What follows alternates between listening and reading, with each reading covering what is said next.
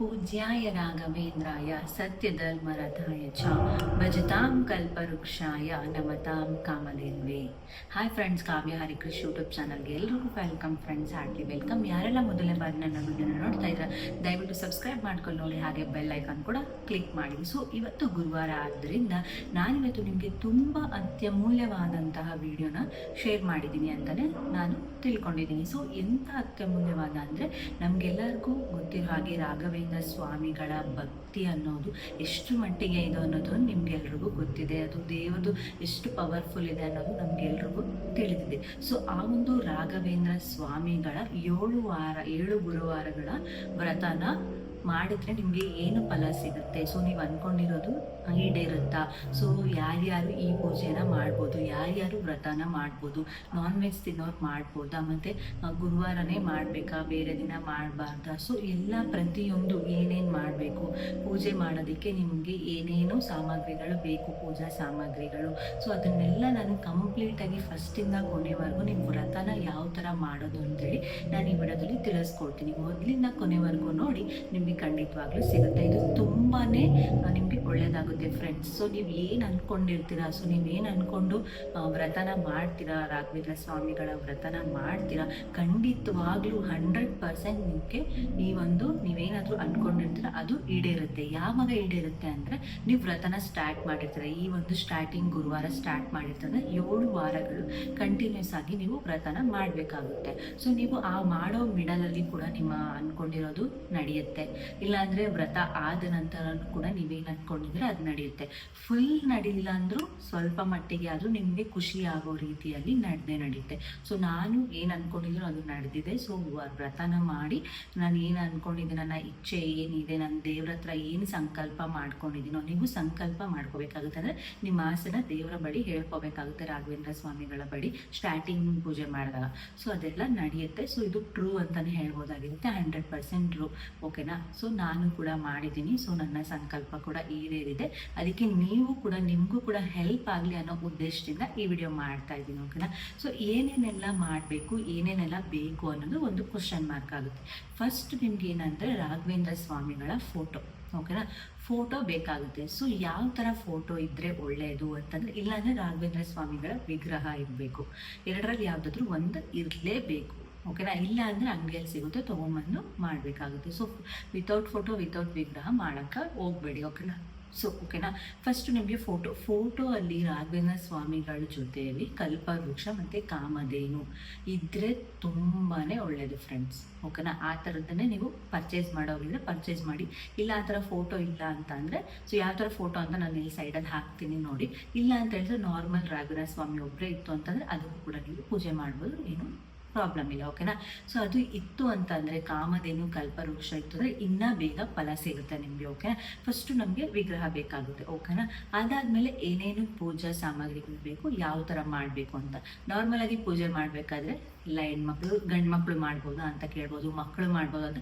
ಖಂಡಿತವಾಗ್ಲೂ ಎಲ್ಲರೂ ಮಾಡ್ಬೋದು, ನೋ ಏಜ್ ಲಿಮಿಟ್. ಯಾರು ಬೇಕಾದರೂ ಈ ಒಂದು ವ್ರತನ ಮಾಡ್ಬೋದು, ಇನ್ಕ್ಲೂಡಿಂಗ್ ಗಂಡು ಮಕ್ಕಳು ಕೂಡ ಮಾಡ್ಬೋದು. ಓಕೆನಾ? ನೀವೇನು ಅಂದ್ಕೊಂಡಿರ್ತೀರ, ನಿಮ್ಮ ಈಡೇರಬೇಕು ಸಂಕಲ್ಪ, ನನ್ನ ದೇವರದ್ದು ಸಂಕಲ್ಪ ಮಾಡ್ಕೊಂಡು ಅದು ಈಡೇರುತ್ತೆ. ಓಕೆನಾ? 100% ಟ್ರೂ. ನಿಮ್ಗೆ ಈಡೇರಿತ್ತು ಅಂದರೆ ಈ ಕಮೆಂಟ್ ಮಾಡಿ ತಿಳಿಸ್ಕೊಡಿ. ಓಕೆನಾ? ಸೊ ಫಸ್ಟ್ ನಾವು ನಾರ್ಮಲ್ ಆಗಿ ಸ್ನಾನ ಮಾಡಿಸಿ ಮನೆಯೆಲ್ಲ ಶುಚಿ ಮಾಡಬೇಕಾಗುತ್ತೆ.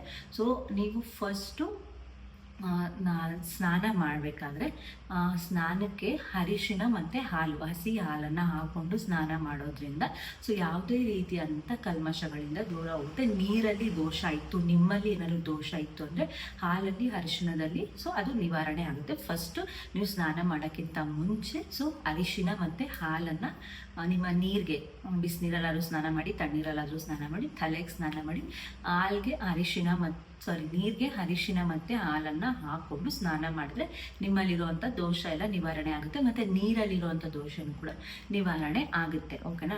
ಸೊ ಇದು ಫಸ್ಟ್ ಮೆಥಡ್ ಆಯಿತು. ಸೊ ಅದಾದಮೇಲೆ ನೀವು ನೀಟಾಗಿ ರೆಡಿಯಾಗಿ, ಸಾಂಪ್ರದಾಯಿಕವಾಗಿ ರೆಡಿ ಆಗೋಗಿದ್ರೆ ರೆಡಿಯಾಗಿ, ಮನೆಯಲ್ಲಿರೋ ಥರ ರೆಡಿ ಆಗೋಗಿದ್ರೆ ರೆಡಿಯಾಗಿ, ಒಳ್ಳೆ ರೀತಿಯಲ್ಲಿ ರೆಡಿ ಆಗೋದ್ರಿಂದ ತುಂಬಾ ಒಳ್ಳೆಯದಾಗುತ್ತೆ. ಅಲಂಕಾರ ಮಾಡಿಕೊಂಡು ಚೆನ್ನಾಗಿ ಹೂವು ಎಲ್ಲ ಮುಡ್ಕೊಂಡು ರೆಡಿಯಾಗಿ. ಓಕೆನಾ? ರೆಡಿ ಆಗಿದ್ದಾದ್ಮೇಲೆ ನೀವು ಬಾಕ್ಲಾಗಿರ್ಬೋದು, ಮನೆ ಈಚೆ ಆಗಿರ್ಬೋದು, ಮನೆಯೆಲ್ಲ ಫುಲ್ಲು ಸ್ವಚ್ಛ ಮಾಡಬೇಕಾಗುತ್ತೆ. ಮಾಡಬೇಕಾಗುತ್ತೆ ಫಸ್ಟ್. ಸೊ ಸ್ವಚ್ಛ ಮಾಡಿದಾದ್ಮೇಲೆ ದೇವ್ರ ಮನೆಯನ್ನು ಕೂಡ ಸ್ವಚ್ಛ ಮಾಡಬೇಕಾಗುತ್ತೆ. ರಾಘವೇಂದ್ರ ಸ್ವಾಮಿಗಳ ಫೋಟೋನ ನೀಟಾಗಿ ತೊಳೆದು ಅದಕ್ಕೆ ಗಂಧ ಅರಿಶಿನ ಕುಂಕುಮಗಳಿಂದ ನೀವು ಫಸ್ಟ್ ಮೆಥಡ್ ಮಾಡಬೇಕಾಗುತ್ತೆ. ಗಂಧ ಮೇನ್ ಹಚ್ಚಲೇಬೇಕು ನೀವು. ರಾಘವೇಂದ್ರ ಸ್ವಾಮಿಗೆ ಇಷ್ಟ ಇರುವಂಥದ್ದು ಗಂಧ ಹಚ್ಚಿ ಅರಿಶಿನ ಕುಂಕುಮನ ಇಟ್ಟು ಅಲಂಕಾರ ಮಾಡಬೇಕಾಗುತ್ತೆ. ನೆಕ್ಸ್ಟು ನಾವು ಇವಾಗ ದೇವ್ರಿಗೆಲ್ಲ ತೊಳೆದಿದ್ದಾಯಿತು, ಆಮೇಲೆ ಅವ್ರಿಗೆ ಅರಿಶಿನ ಕುಂಕುಮ ಇಕ್ಕಿದಾಯಿತು.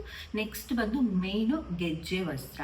ಓಕೆನಾ, ಗೆಜ್ಜೆ ವಸ್ತ್ರ ಹಾಕೋದ್ರಿಂದ ತುಂಬಾ ಒಳ್ಳೆಯದು. ಸೊ 21 ಎಳೆ ಇರುವಂಥ ಗೆಜ್ಜೆ ವಸ್ತ್ರನ ಹಾಕಿ ನಿಮಗೆ ಬೇಗ ನೀವು ಅಂದ್ಕೊಂಡಿರೋದು ಈಡೇರುತ್ತೆ. ಓಕೆನಾ, ಗೆಜ್ಜೆ ವಸ್ತ್ರ ಇಲ್ಲ ನಿಮ್ಮ ಮನೇಲಿ ಹೊಸದು ರಾಘವೇಂದ್ರ ಸ್ವಾಮಿದು ಆರೆಂಜ್ ಕಲರ್ ಟವಲ್ ಇರುತ್ತೆ ನೋಡಿ, ಅದು ರಾಘವೇಂದ್ರ ಸ್ವಾಮಿಗಳದ್ದು ವಸ್ತ್ರ ಇರುತ್ತೆ ನೋಡಿ, ಅದು ಬೇಕಾದರೂ ಇಟ್ಟು ಪೂಜೆ ಮಾಡ್ಬೋದು. ಇಲ್ಲ ಅಂದರೆ ಸ್ಕಿಪ್ ಮಾಡಿ, ಬಟ್ ಗೆಜ್ಜೆ ವಸ್ತ್ರ ಮಾತ್ರ ಕಂಪಲ್ಸರಿ ಹಾಕಲೇಬೇಕಾಗುತ್ತೆ.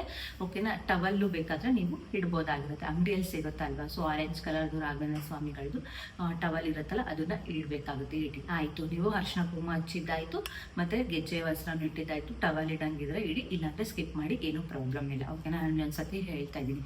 ನಂತರ ರಾಘವೇಂದ್ರ ಸ್ವಾಮಿಗೆ ಇಷ್ಟ ಇರುವಂಥ ಹೂಗಳಿಂದ ನೀವು ಪುಷ್ಪಗಳನ್ನು ಅರ್ಪಿಸ್ಬೇಕಾಗುತ್ತೆ. ರಾಘವೇಂದ್ರ ಸ್ವಾಮಿಗೆ ಯಾವುದು ಇಷ್ಟ ಅಂದರೆ ಮಲ್ಲಿಗೆ ಅಂದರೆ ತುಂಬಾ ಇಷ್ಟ. ನೋಟ್ ಮಾಡ್ಕೊಳ್ಳಿ, ಮಲ್ಲಿಗೆ ತುಳಸಿ ಅಂದರೆ ತುಂಬಾ ಇಷ್ಟ. ಇದೆರಡು ಕಂಪಲ್ಸರಿಯಾಗಿ ನೀವು ಇಡಬೇಕಾಗುತ್ತೆ. ನೆಕ್ಸ್ಟ್ ನಿಮ್ಗೆ ಇಷ್ಟ ಇರೋವಂಥ ಹೂಗಳನ್ನು ಇಡಿ. ಓಕೆನಾ, ಒಂದು 5 ಥರ ಹೂಗಳನ್ನು ಇಟ್ಟರೆ ಒಳ್ಳೆಯದು ಅಂತಲೇ ಹೇಳ್ಬೋದಾಗಿರುತ್ತೆ. ತುಳಸಿ ಇಡಿ, ಮಲ್ಲಿಗೆ ಇಡಿ, ಆಮೇಲೆ ಗುಲಾಬಿ ಇಡಿ, ಶಾಮಂತಿಗೆ ಇಡಿ, ಸಂಪಿಗೆ ಆಗಿರ್ಬೋದು, ಕನಕಾಂಬ್ರ ಆಗಿರ್ಬೋದು. ಕನಕಾಂಬ್ರನೂ ರಾಘವೇಂದ್ರ ಸ್ವಾಮಿಗಳಿಗೆ ತುಂಬಾ ಇಷ್ಟ. ಕನಕಾಂಬ್ರ ಮತ್ತು ಮಲ್ಲಿಗೆ ಆಮೇಲೆ ತುಳಸಿ 3 ಕಂಪಲ್ಸರಿಯಾಗಿ ಇಡಿ.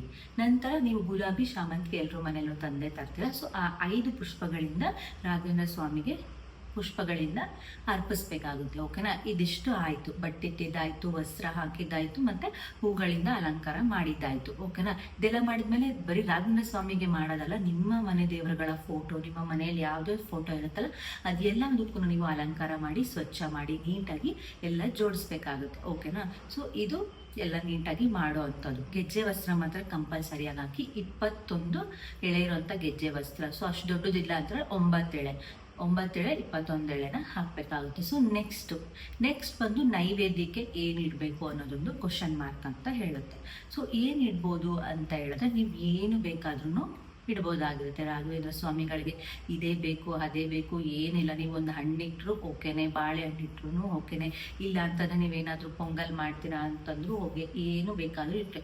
ಎಲ್ಲದಕ್ಕಿಂತ ಇಷ್ಟ ಅಂತ ಅಂದರೆ 1 ಗ್ಲಾಸ್ ಹಾಲಿಟ್ಟರು ಕೂಡ ರಾಘವೇಂದ್ರ ಸ್ವಾಮಿಗಳು ಸಂತೃಪ್ತರಾಗ್ತಾರೆ. ಸೊ ಏನು ಇಲ್ಲ ಅಂದರೆ ಡ್ರೈ ಫ್ರೂಟ್ಸ್ ಬೇಕಾದ್ರೂ ಇಡ್ಬೋದು, ನೀವು ರಸಾಯನ ಮಾಡಬೇಕಾದ್ರೂ ಇಡ್ಬೋದು, ಏನು ಬೇಕಾದರೂ ನಿಮ್ಮ ಇಷ್ಟ ಬಂದಿದ್ದು ಮಾಡಿರಿ. ಅದೆಲ್ಲ ಮಾಡೋಕ್ಕೆ ಟೈಮ್ ಇಲ್ಲ, ಇದೇ ಪೂಜೆ ಮಾಡೋಕ್ಕೆಲ್ಲ ಟೈಮ್ ಆಗುತ್ತೆ ಅನ್ನೋದಾದರೆ 1 ಗ್ಲಾಸ್ ಹಸಿ ಹಾಲು, ಕಾಯಿಸಿರಬಾರ್ದು, ಹಸಿ ಹಾಲನ್ನು 1 ಗ್ಲಾಸಲ್ಲಿ ಅಥವಾ ಒಂದು ಪ್ಲೇಟಲ್ಲಿ ನೀವು ನೈವೇದ್ಯಕ್ಕೆ ಏನು ಇಟ್ಟಿರ್ತಾರ, ಬೌಲ್ ಇಟ್ಟಿರ್ತಾರಲ್ಲ ಅದರಲ್ಲಿ ಹಾಲನ್ನು ಹಾಕಿ, ಸೊ ಹಾಲನ್ನು ಹಾಕಿ ಇಟ್ಟರೆ ರಾಘವೇಂದ್ರ ಸ್ವಾಮಿಗಳು ಸಂತೃಪ್ತರಾಗ್ತಾರೆ. ನೀವು ಬೇರೆ ಏನು ಇಡೋದು ಬೇಡ.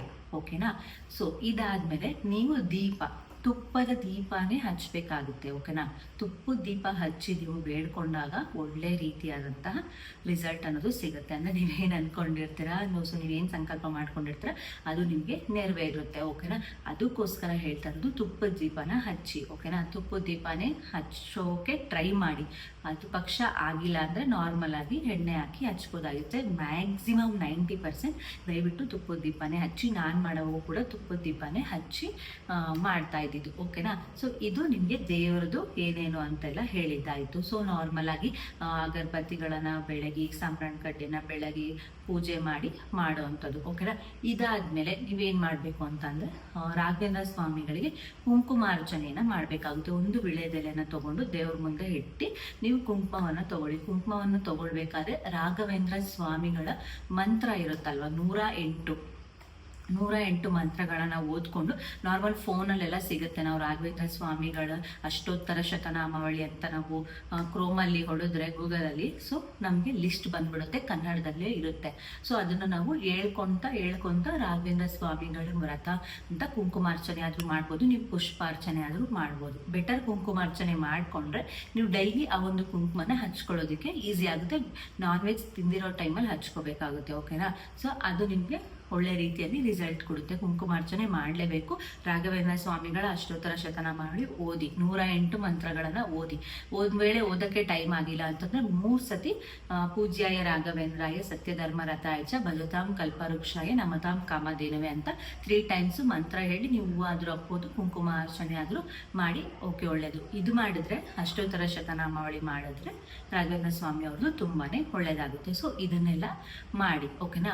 ಎಲ್ಲ ನಾನು ಏನೇನು ಮಾಡಬೇಕು ಅದನ್ನೆಲ್ಲ ಹೇಳಿದ್ದೀನಿ. ನೈವೇದ್ಯ ಕೂಡ ಏನೇನು ಇಡಬೇಕು, ಏನು ಎತ್ತ ಅಂತ ಎಲ್ಲನೂ ಹೇಳಿದ್ದೀನಿ. ಈ ರೀತಿಯಾಗಿ ಓಕೆನಾ ನೀವು ಇದೆಲ್ಲ ಮಾಡಬೇಕು. ಸರಿ, ಯಾವ ಟೈಮಲ್ಲಿ ಮಾಡಬೇಕು ಅನ್ನೋದೊಂದು ಕ್ವಶನ್ ಮಾರ್ಕ್ ಬರುತ್ತೆ. ಸೊ ಯಾವ ಟೈಮಲ್ಲಿ ಮಾಡಬೇಕು? ಸೊ ಬ್ರಾಹ್ಮಿ ಮುಹೂರ್ತದಲ್ಲಿ ಮಾಡೋದ್ರಿಂದ ತುಂಬಾ ಬೇಗ ನಿಮಗೆ ರಿಸಲ್ಟ್ ಸಿಗುತ್ತೆ. ಸೊ ಬೇಗ ನೀವು ಅಂದ್ಕೊಂಡಿರೋದು ಆಗುತ್ತೆ ಅಂತ ಹೇಳ್ಬೋದಾಗುತ್ತೆ. ಸೊ ಬ್ರಾಹ್ಮಿ ಮುಹೂರ್ತದಲ್ಲಿ ಮಾಡೋದಕ್ಕೆ ಕಷ್ಟ ಆಗುತ್ತೆ ಅನ್ನೋದಾದರೆ ನೀವು 9 ಗಂಟೆ ಒಳಗಡೆ ಮಾಡ್ಬೋದು. 7:30, 8, 9 ಗಂಟೆ ಒಳಗಡೆ ಮಾಡೋದ್ರಿಂದ ಓಕೆ. ಅಂದರೆ ಎಲ್ರಿಗೂ ಬ್ರಾಹ್ಮಿ ಮುಹೂರ್ತದಲ್ಲೇ ಮಾಡೋಕ್ಕಾಗಲ್ಲ, ನನಗೂ ಅರ್ಥ ಆಗುತ್ತೆ. ಸೊ ಅದಕ್ಕೋಸ್ಕರ ಅಂದರೆ ಈ 5 ಗಂಟೆಯಿಂದ 6 ಗಂಟೆ ಒಳಗಡೆ ಮಾಡೋದಕ್ಕೆ ಟ್ರೈ ಮಾಡಿ. ಇಲ್ಲ ಅಂತಂದರೆ ಫಸ್ಟು 7 ಗುರುವಾರಗಳು ಮಾಡಬೇಕಾಗುತ್ತೆ. ನೀವು 7 ಗುರುವಾರಗಳು ನಾನು ಹೇಳಿದ್ನಲ್ಲ, ಸೊ ಫಸ್ಟ್ ಸ್ಟಾರ್ಟಿಂಗಲ್ಲಿ ಹೇಳಿದ್ದೀನಿ 7 ಗುರುವಾರಗಳು ಮಾಡಬೇಕಾಗುತ್ತೆ. ಮೊದಲನೇ ಗುರುವಾರ ಏನು ಮಾಡ್ತೀರಲ್ಲ ಆವಾಗ ನೀವು ಸಂಕಲ್ಪ ಮಾಡ್ಕೋಬೇಕಾಗುತ್ತೆ. ಏನು ಸಂಕಲ್ಪ ಅಂತಂದರೆ, ಸೊ ನನಗೆ ಈ ಒಂದು ಇದಿದೆ, ಈಡೇರಿಕೆ ಇದೆ, ಏನು ನೀವು ಏನು ಅನ್ಕೋಬೇಕು, ಏನಾಗಬೇಕು ಅಂತ ಅಂದ್ಕೊಂಡಿರ್ತೆ ಅದನ್ನು ದೇವ್ರ ಮುಂದೆ ಪೂಜೆ ಮಾಡೋವಾಗಲಿ, ಸೊ ಅರ್ಚನೆ ಮಾಡೋವಾಗಲಿ, ಯಾವಾಗಾದರೂ ಸ್ಟಾರ್ಟಿಂಗಲ್ಲಿದೆ ರಾಘವೇಂದ್ರ ಸ್ವಾಮಿ ಹತ್ರ ನೀವು ಬೇಡ್ಕೊಂಡು ಸೊ ಸಂಕಲ್ಪನ ಮಾಡಿಕೊಂಡು, ದೇವರೇ ಈ ಥರ ನನಗಿದೆ, ಈಡೇರ್ಸಪ್ಪ, 7 ಗುರುವಾರಗಳು ಖಂಡಿತ ತಪ್ಪದೆ ನಾನು ನಿನ್ನ ವ್ರತನ ಮಾಡ್ತೀನಿ ಅಂತ ನೀವು ದೇವ್ರ ಹತ್ರ ಕೈ ಮುಗ್ದು ಸಂಕಲ್ಪ ಮಾಡಿಕೊಂಡು ಪುಷ್ಪಾರ್ಚನೆ ಅಥವಾ ಕುಂಕುಮಾರ್ಚನೆ ಎಲ್ಲ ಮಾಡಿ ನೀವು ಅವಾಗ ಅಂದ್ಕೊಂಡಿದ್ದು ನೆರವೇರುತ್ತೆ. 7 ಗುರುವಾರ ಆದಮೇಲೆ ಅದು ನೆರವೇರುತ್ತೆ, ಇಲ್ಲಾಂದರೆ ಅದಕ್ಕೂ ಮುಂಚೆನೂ ಕೂಡ ನೆರವೇರುತ್ತೆ. ಸೊ ಯಾವ ಟೈಮು ಅಂತ ಹೇಳಿದೆ, 9 o'clock ಒಳಗಡೆ ಮಾಡಿ ಪ್ರತಿ ಗುರುವಾರ ಮಾಡಬೇಕಾಗುತ್ತೆ. ಸೊ ಹೇಳಿದ್ನಲ್ಲ, ಟೈಮಿಂಗ್ಸು ಕ್ಲಿಯರ್ ಆಯಿತು. ಓಕೆ, ಯಾವಾಗ ಮಾಡಬೇಕು ಅಂತ. ನೀವೇನಾದರೂ ಅಕಸ್ಮಾತ್ ಲೇಡೀಸು ಪೀರಿಯಡ್ಸ್ ಆಯಿತು ಅಂದರೆ ಒಂದು ವಾರ ಸ್ಕಿಪ್ ಮಾಡಿ ಮುಂದಿನ ವಾರ ಕೌಂಟ್ ಮಾಡ್ಕೊಳ್ಳಿ. ಅಥವಾ ಅಲ್ಲಿ 7 ವಾರ ನೀವು ಕಂಟಿನ್ಯೂಸ್ ಆಗಿ ಮಾಡಬೇಕಾಗುತ್ತೆ. ಓಕೆನಾ. ನೆಕ್ಸ್ಟ್ ಬಂದು ನಾನ್ ವೆಜ್ ತಿನ್ನೋರು ಮಾಡ್ಬೋದಾ? ನಾನ್ ವೆಜ್ ತಿನ್ನೋರು ಮಾಡ್ಬೋದು, ಖಂಡಿತವಾಗ್ಲೂ ಮಾಡ್ಬೋದು. ಬಟ್ ನೀವು ಥರ್ಸ್ಡೇ ಗುರುವಾರ ಅದನ್ನು ಬಿಟ್ಬಿಡಬೇಕಾಗುತ್ತೆ. ಗುರುವಾರ ತಿನ್ನಕ್ಕೆ ಹೋಗಬಾರ್ದು. ಓಕೆನಾ. ತಿಂದಿರಂಗೆ ನೀವು ವ್ರತನ ಮಾಡಿ. ಆಮೇಲೆ ಫ್ರೈಡೇ ತಿನ್ಬೋದು, ಅದು ತಿನ್ನಿ. ಬುಧವಾರ ಗುರುವಾರ ತಿನ್ನಬೇಡಿ. ಬುಧವಾರ ಅಂದರೆ ಗುರುವಾರ ಸ್ನಾನ ಮಾಡಿರ್ತಾರೆ, ನೋ ಪ್ರಾಬ್ಲಮ್. ಮಂಗಳವಾರ, ಶುಕ್ರವಾರ, ಭಾನುವಾರ ಆ ಥರ ತಿನ್ಕೊಳ್ಳಿ. ಈ ಗುರುವಾರದೊತ್ತು ಮಾತ್ರ ತಿನ್ನಬಾರ್ದು. ಓಕೆನಾ. ಅದನ್ನು ಮೈಂಡಲ್ಲಿ ಇಟ್ಕೊಳ್ಳಿ. ನೀವು ಫುಲ್ಲು ಗುರುವಾರ ದೇವರೇ ನಾನು ಗುರುವಾರದೊತ್ತು ಚಿಕನ್ನ ಬಿಟ್ಬಿಡ್ತೀನಿ, ನಾನು 7 ಗುರುವಾರ ಈ ಥರ ಏನೋ ವ್ರತನ ಮಾಡ್ತೀನಿ, ನಾನು ಅಂದ್ಕೊಂಡಿರೋದು ಈಡೇರಿಸಪ್ಪ ಅಂದರೆ ಖಂಡಿತವಾಗ್ಲೂ ರಾಘವೇಂದ್ರ ಸ್ವಾಮಿಗಳು ನಿಮ್ಮ ಸಂಕಲ್ಪನ 100% ಈಡೇರಿಸ್ತಾರೆ. ಸೊ ನನಗೂ ಈಡೇರಿಸಿದ್ರೆ ಅದಕ್ಕೆ ನಿಮಗೂ ಹೆಲ್ಪ್ ಆಗಲಿ ಅಂತ ಈ ವಿಡಿಯೋನ ಮಾಡಿರೋದು. ಓಕೆನಾ. ಸೊ ನೆಕ್ಸ್ಟ್ ಬಂತು ಅಂತ ಅಂದರೆ, ಸೊ ಮಾಡಿದ್ದಾದಮೇಲೆ ಏನು ಅಂತ ಒಂದು ಕ್ವಶನ್ ಮಾರ್ಕ್ ಇರುತ್ತೆ. ಸೊ ಇವಾಗ ನೀವು ಮಾರ್ನಿಂಗ್ ಪೂಜೆ ಮಾಡಿರ್ತೀರ. ಸೊ ನೀವು ಸಂಜೆ ರಾಘವೇಂದ್ರ ಸ್ವಾಮಿ ಮಠಕ್ಕೆ ಹೋಗೋದ್ರಿಂದ ತುಂಬಾ ಒಳ್ಳೆ ಫಲ ಸಿಗುತ್ತೆ. ಓಕೆನಾ. ಬೆಳಗ್ಗೆ ಪೂಜೆ ಮಾಡಿದ್ರೆ ಸಾಯಂಕಾಲನೂ ಮುಖ ತೊಳ್ಕೊಂಡು ಕೈಕಾಲೆಲ್ಲ ತೊಳ್ಕೊಂಡು ದೇವ್ರಿಗೆ ಮತ್ತೆ ದೀಪ ಹಚ್ಚಿ ಸಂಜೆ ನೀವು ರಾಘವೇಂದ್ರ ಸ್ವಾಮಿಗಳ ಮಠಕ್ಕೆ ಹೋಗಿ ದೇವ್ರನ್ನೂ ಕೂಡ ದರ್ಶನ ಮಾಡ್ಕೊಂಡು ಬರೋದ್ರಿಂದ ಇನ್ನೂ 100% ಫಲ ಸಿಗುತ್ತೆ ಅಂತಲೇ ಹೇಳ್ಬೋದಾಗಿರುತ್ತೆ. ಓಕೆನಾ. ಇದೆಲ್ಲದನ್ನು ಮಾಡಿ ಸೊ ನಿಮಗೆ ಖಂಡಿತವಾಗ್ಲೂ ನೀವೇನು ಅಂದ್ಕೊಂಡಿರ್ತೀರೋ ಅದೆಲ್ಲ ಖಂಡಿತವಾಗ್ಲೂ ನೆರವೇರುತ್ತೆ. ಸೊ ನೀವು ಮನಸ್ಸಲ್ಲಿ ಕಲ್ಮಶಗಳು ಅದನ್ನೆಲ್ಲ ಬಿಟ್ಟು ಒಳ್ಳೆ ಮನಸ್ಸಿಂದ ದೇವ್ರ ಹತ್ರ ನೀವು ಬೇಡ್ಕೊಂಡಿದ್ದೆ ಆಯಿತು ಅಂತ ಅಂದರೆ ಒಳ್ಳೆ ಮನಸ್ಸಿಂದ ಮಾಡಬೇಕು. ನೀವೇನೇನೋ ಕೆಟ್ಟ ಕಲ್ಮಶಗಳನ್ನೆಲ್ಲ ಇಟ್ಕೊಂಡು ಬಂದು ನೀವು ಮಾಡಿದ್ರಿ ಅಂದರೆ ಅದು ಫಲ ಸಿಗೋದಿಲ್ಲ. ಇವಾಗಲೇ ಹೇಳ್ತಾ ಇದ್ದೀನಿ, ಒಳ್ಳೆ ಮನಸ್ಸಿಂದ ದೇವರನ್ನು ನಾವು ಪ್ರಾರ್ಥನೆ ಮಾಡಿದಾಗ ದೇವರು ನಮಗೆ ಕೈ ಬಿಡೋದಿಲ್ಲ. ನಮ್ಗೆ ಏನು ಸಿಗಬೇಕೋ ಅದನ್ನು ಕೊಡ್ತಾನೆ. ನಿಧಾನ ಆದರೂ ಪರವಾಗಿಲ್ಲ, ನೀವು ವ್ರತ ಮಾಡೋ ಅಷ್ಟರಲ್ಲಿ ಅಥವಾ ಮಾಡಿದ್ದಾದ್ಮೇಲೆ ಖಂಡಿತವಾಗ್ಲೂ ದೇವರು ರಾಘವೇಂದ್ರ ಸ್ವಾಮಿಗಳು ನಿಮಗೆ ಕರುಣೆ ತೋರಿಸಿ ನಿಮ್ಮ ಒಂದು ಆಸೆಗೆ ಫಲವನ್ನು ನೀಡ್ತಾರೆ. ಸೊ ಈ ವಿಡಿಯೋದಲ್ಲಿ ನಾನು ಹೇಳಿದ್ದೀನಲ್ಲ, ನಾನು ಏನೇನು ಹೇಳಿದ್ದೀನೋ ಅದೇ ಥರ ನಾನು ಈ ವಿಡಿಯೋ ಮಾಡಿ ನಾನು ಕೂಡ 7 ಗುರುವಾರಗಳು ವ್ರತನ ಮಾಡಿದ್ದೀನಿ. ಸೊ ನನಗೂ ಕೂಡ ಫಲ ಸಿಕ್ಕಿದೆ, ಅದಕ್ಕೋಸ್ಕರ ನಿಮಗೂ ಸಿಗಲಿ ಅನ್ನೋ ಒಂದು ಉದ್ದೇಶದಿಂದ ನಾನು ಈ ವಿಡಿಯೋನ ಮಾಡ್ತಾ ಇರೋದು. ಪೂಜ್ಯಾಯ ರಾಘವೇಂದ್ರಾಯ ಸತ್ಯಧರ್ಮರಥಾಯ ಚ ಭಜತಾಂ ಕಲ್ಪವೃಕ್ಷಾಯ ನಮತಾಂ ಕಾಮಧೇನವೇ. ಎಲ್ಲರೂ ಈ ಮಂತ್ರನ ಜಪಿಸಿ. ನೀವು ಮಾಡದೇ ಇರೋರು ಪರವಾಗಿಲ್ಲ, ಈ ಮಂತ್ರನ ಗುರುವಾರದೊತ್ತು ಅಥವಾ ಡೈಲಿ ನೀವು ಈ ಮಂತ್ರನ ಜಪಿಸೋದ್ರಿಂದ ಒಳ್ಳೆಯದಾಗುತ್ತೆ ಅಂತಲೇ ನಾವು ಹೇಳ್ಬೋದಾಗಿರುತ್ತೆ. ಓಕೆನಾ, ಈ ವಿಡಿಯೋ ಇಷ್ಟ ಆಗಿದೆ ಅನ್ಕೋತೀನಿ. ಸಾಕಷ್ಟು ಜನಕ್ಕೆ ಶೇರ್ ಮಾಡಿ, ಎಲ್ಲರೂ ಇಷ್ಟಪಡುವಂತಹ ವಿಡಿಯೋ ಅಂತಲೇ ಅಂದ್ಕೊಂಡಿದ್ದೀನಿ. ಲೈಕ್ ಮಾಡಿ, ಶೇರ್ ಮಾಡಿ, ಕಮೆಂಟ್ ಮಾಡಿ. Thank you so much. Thanks a lot. Bye bye. Love you all.